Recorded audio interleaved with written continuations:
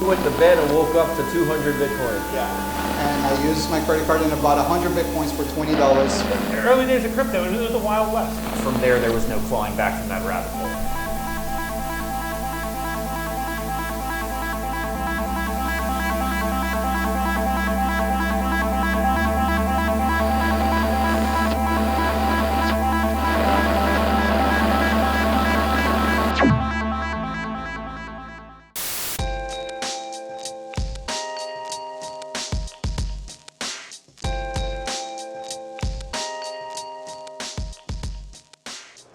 All right, guys, I got a special interview here for you. Well, you know I'm doing these OG interviews for Bitcoin Mining Museum for our new gallery, just to try to preserve the history of some of the OGs with their stories, you know, things that you can't Google on the internet. We're here at Mining Disrupt right now, 2023, and we got Andy Long over here. He's a 2013 OG who's got some experience with some of these beauties that we have right here in front of us. So, how you doing, Andy? I'm doing great, man. I'm doing great. It's good Thank to be you for here. coming here, man. I appreciate your time. Oh, it's a pleasure. And you know, I saw your collection the first time in Miami at the Bitcoin conference a few months ago, and it just brings back so many memories because the ASIC market and the ASIC scene used to change so rapidly. Right. Because as you know, any one of these machines would only have a lifetime of 12 months maximum. Early days was shorter than that. Yeah. 4 to 6 months. Yeah, and the profitability would fall away so quickly, because the next generation that would come out would be so much better, so much faster, that the previous generation was instantly just scrap metal. Yeah. But now that the market is dominated by a handful of players, it's great to see some of the original designs and the original machines. And you know, in my career, both personally and in the industrial space, we built some big farms with, like the KNC hardware. This Jupiter right here. Yeah, so, I mean, well, my history starts with Butterfly Labs, this is a jalapeno, and this one's signed by Adam, by the way, which is awesome. Print is off. That was legendary for me. This man came through. As a 50-year-old computer scientist, this man from the UK. I am too, but he's done a lot more than I ever fucking have. Yeah. So this is a jalapeno. This was 5 gigahash, if I remember correctly. Yeah. And this was the first miner that I ever owned. I ordered one in 2012. And took you what, 3 years to get? I got it in it wasn't. It was like summer of 2013, I think. And you'd plug it in, and you'd have to run some software on a PC. This would just sit on the USB and would mine away. And I think mine probably made, I don't know, 0.3 of a Bitcoin or something. Yeah. It's for $200 isn't bad. No. But their next generation, which was going to be super amazing, kind of never appeared, or was never shipped in quantity. Like the mini rig? Yeah. And $22,000, actually 1,100 Bitcoin in pre-order for the mini rig. I mean, even in 2013, 2012, because I was doing the math in 2012 over how many Bitcoin one of these could earn. And if you assume flat difficulty, you're going to make a fortune. But, it started ramping then and it's never stopped. And then the nanometer level went up on the chips, and it just went through the roof with the difficulty, So this is a great illustration, actually. This KNC Jupiter here. This is a build that, so KNC was funded by a guy called Sam Cole, who's a friend of mine, and he's a proper OG as well. Yes. They were based out of Sweden. I was on video call with him a few days ago when he signed a Jupiter for us. Sam's a great guy. Yes, he is. When they originally shipped these, they shipped them individually. And what's really interesting about the Jupiter design is, unlike today's miners where you have hash boards with hundreds of individual chips on, these miners are one chip. So it's like one VLSI 1, 2, 3, chip. 4, just a big old huge chip. And you can have this miner as a standalone unit. Which is kind of like the Neptune, basically. Exactly. So you've got one chip in there, and this is basically it's a CPU heatsink that you find in your PC, in your gaming PC. So we built a farm with my friends at Hydro 66 in 2014, all of Jupiters. So we filled a big room. I think it was maybe it was almost 2 megawatts of Jupiters lined up. I think I've got a video going along the screen which you can drop in here. If you don't mind me asking, what happened to all those Jupiters? Well, eventually Did they get scrapped? They were recycled, yeah. I would think we might have a couple. So that lying just around. makes this one even more special. Oh, this is super rare, yeah. Yeah. You're just confirming to me that the quantity went down. Absolutely. So the scarcity is a thing. Yes. There's less than 21 million of them, that's for sure. But I went back and looked at the photos that we took at the time, and we went to the pool and looked at how much hash rate this entire room of Jupiter's was, and it was 100 terahash. Which is less than today's S19 XP. Exactly. Yeah. So you've got a couple. A whole big room 2 shrunk down to megawatts one miner to today in produce 2023. 100 terahash. That's insane. And that shows you just how much it's ramped up. Yeah. So KNC was cool. They made a Litecoin miner as well, called the Titan. Yes. And we ended up buying all of the Titans when KNC went bust out of their factory. So their factory and their main hosting site was in the north of Sweden, actually the same building where Hive are now in Boden. And they had so many of these Titans lying around. I can't tell you how many Litecoin we mined. It was tens of thousands with these single chip ASICs. Yeah. And it's a real shame that KNC didn't survive, because I think if they kept their head above water for another 2 or 3 months, they would, they still be up there with Bitmain today. So one other question I have from my research of the past, you have Chen Min that worked at Avalon that helped with the 110 nanometer chip for the Avalon 1, but then you also had a guy named Fried Cat who owned BitFountain and ASICMiner, and supposedly, this is where my cloudiness comes in of that era. He was really the first one that made ASICs unofficially, and then Avalon came out to market first, so they came out officially. But like, what do you remember about Fried Cat? And I actually, you just told me that you actually met him before. I did. I met him in January 2015, and some people think he didn't exist or he was a pseudonym. No, he was a guy. He was like this, 20-year-old. He went to Harvard before he started mining, I heard. Yeah, I think he did. Very, very quiet guy. I've got a picture of him somewhere that I'll share with you. I went out to meet him in Shenzhen because we were interested in talking to all of the ASIC manufacturers. And back then, everybody was on Bitcoin Talk. That was where you sold the hardware. It's where you found sites. And went out to see his test bed, went out to see his new prototype, which was the BE300 chip. So the Blockeruptor was the 100, and the 200 and the 300, and each one is a little chip that you would either get a few hundred of on the S9 shape units, and I think you've got 1 or 2 of those, right? And then the single USB kind of tiny miner, which would just have 1 or 2 chips in it. So this new miner that he had in 2015, he was going to start production of, and was going to be twice as good as the existing unit.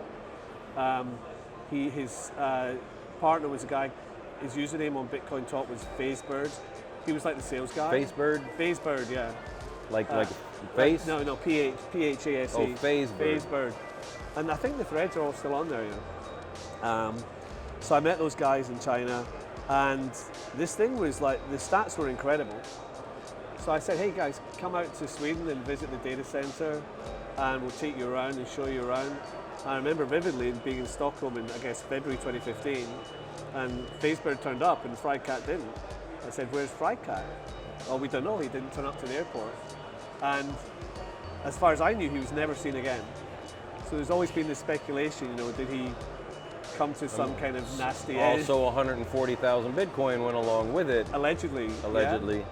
So I always thought, he's either like in the foundations of a dam somewhere, or living under an assumed name on a Caribbean island with a cocktail in his hand. But I know. From what I understand, he was kind of like the Vitalik Buterin of ASIC mining from the early days. Because he had a high IQ, smart, but he was kind of humble but a lot quiet, and he wasn't really exactly. in the Imagine face of somebody people. like even smaller and thinner and quieter than Vitalik. There was one photo on the internet of him being on a pulpit speaking in front of some kind of a meetup. Yeah, I've seen that. And supposedly that was by force almost, because there was too many people complaining about a product that was released, and they wanted answers, so they kind of pushed him into that they did speaking this. to talk about it. And I've seen that and video. that's the last photo of him that I know of. So mine is like January 15, which is probably a bit later than that, but it's definitely him. It's the same guy. You know. Okay.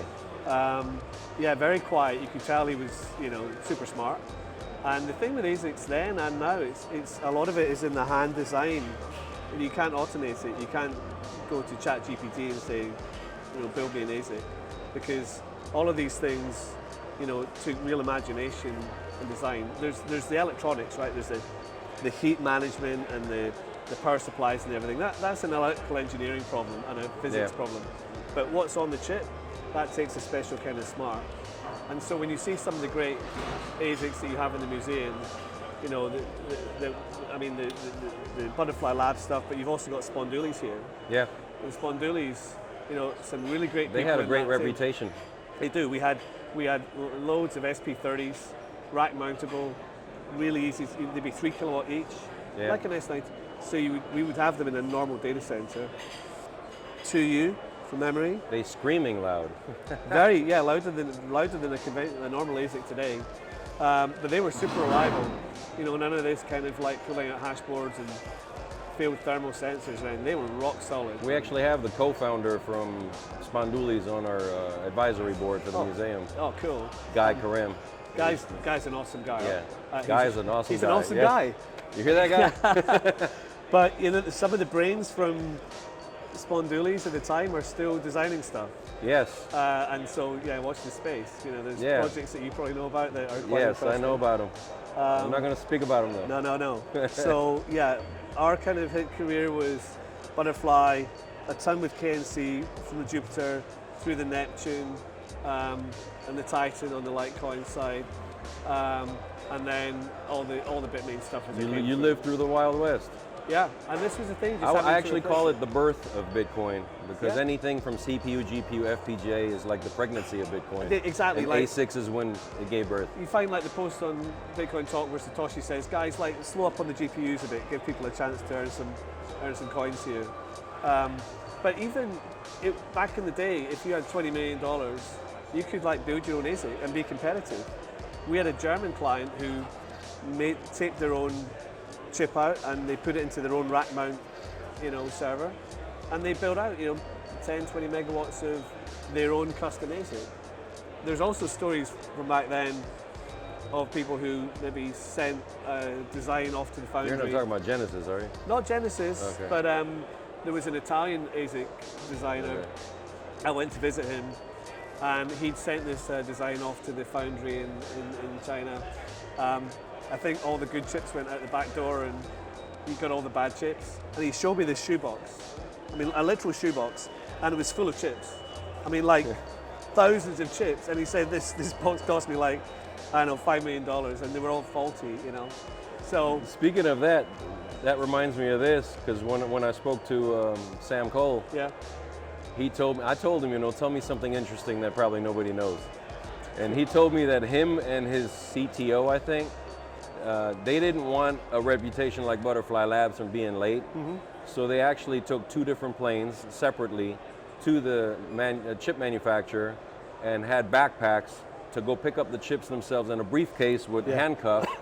And they came back on separate planes just in case one plane gets delayed, at least the other one still arrives. To go pick them up themselves, because they didn't trust for DHL or any shipping company to bring their stuff to them. Imagine like losing that shipment. Oh yeah. Because it's small items. I thought that was pretty cool to hear that background story. There was a time in, I guess, 2016 where there was still 10 or 20 aspiring ASIC manufacturers. There's Black Arrow. Yeah, I got that here too. There's a few, like all. I think that was a group of Romanian guys. Yeah, and you know. Some of them got arrested in 2019 for credit card fraud right here in Miami. I mean, there were people at that time who said they had ASICs, but they didn't. I mean, remember the, what was it, the hash? Hash fast? Well, yeah, the little square things, like the guy, he got convicted of. I got a hash fast here, so there are some products from them, but I don't know if that's who you're talking about. No, there was. I'll remember it in a minute, but there was. I'll email it to you. But there was a virtual. You would buy these virtual miners, and it was like an NFT, really. It was just a picture on his website, but then you would earn more miners and everything. It was Wild West for sure. Yes, it was. So which makes it interesting now that, you get a massive, the next generation, and it's 30% less power. You know, in those days it was 10 times the power, or 100 times the power, and that's why everything else was obsolete. How did you find out about Bitcoin and mining? And like, what got you in? What's that? Well, I'm a awesome moment. I'm a geek. I'm a techie. So I have a computer science degree from late 80s, early 90s, and I remember finding out about Bitcoin in like 2009-10, and think it must have been 2000, maybe it's 10-11. It was when it was like $50, and I looked at it. And 50 is 2013. 13 then, okay. It was early 2013. It was still 2030. Right. So it would have been 12. Because that's when I found out about it. Yeah. So it would have been the point where it was jumping between 50 and 25. And I looked at it, I thought, I was busy with other stuff. Well, that's interesting, but what if I could buy some, what if it goes back to 25?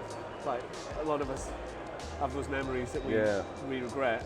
And then I was really interested in this stuff, in being able to suddenly like do 10 times or 100 times the hash power of a GPU. But that's like a technological gap in the market. It's being exploited. And eventually, efficient markets will mean that there's more and more machines, and it's harder and harder to make money, which we've seen for the last 10 years. Yeah. I thought that makes sense. So I like to do a Kickstarter. I like to do a crowdfunder. And so I thought, yeah, okay, that's cool. And that was really my first kind of, when I got into it, was learning about ASICs when they first came out. And where were you then? This was when? I was in the UK. Yeah, okay. I was in the UK. That's where you're from? I was working, actually I had a couple of years out in like finance rather than tech, but most of my career has been telecoms, data centers, internet providers, that kind of stuff. That's awesome. Yeah. Well, I appreciate your time and explaining some of this cool stuff and adding some of this cool content for the museum. And I just want to salvage the stories of the history of you OGs. You know? There's a good oral history that is in danger of going missing, and it's also great that you're preserving these, because it brings back. I can't have this conversation with you if it's 20 years from now, 30 years, and half of the OGs are gone. Yeah. So well, I think do it now. You're doing a great thing, and anyone that's there's opportunity to come and see the Bitcoin Mining Museum, you should do so at whatever event you're at. Good to see you. Thank you, Andy.